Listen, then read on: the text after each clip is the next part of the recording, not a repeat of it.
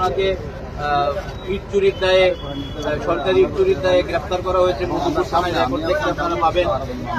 ওনার ভাই সহ পুরো পরিবার বিভিন্ন অপরাধের সঙ্গে যুক্ত এবং একজন গ্রুপ ডি কর্মচারী মিনিমাম 70 থেকে 80 কোটি টাকার স্থাবর সম্পত্তি ওনার বিশালগড় শহরে আছে।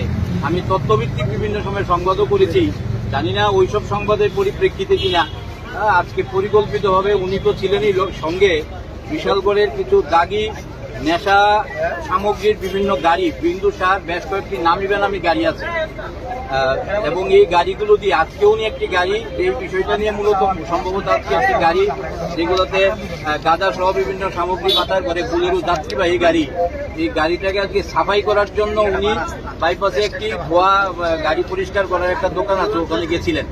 তো ওই এলাকায় আমাকে দেখেছেন এবং পরবর্তী সময়ে আমাকে আবার ওই গাড়ি যেটাতে পরিষ্কার করে সেই দোকানও দেখেছেন। এবার সন্দেহ করতে পারেন যে ওনার এই নেশা সামগ্রী পরিষ্কার করার গাড়ি, এগুলোর সম্পর্কে আমি সংবাদ সংগ্রহ করতে পারি আমাকে এটা থ্রেট করার জন্য।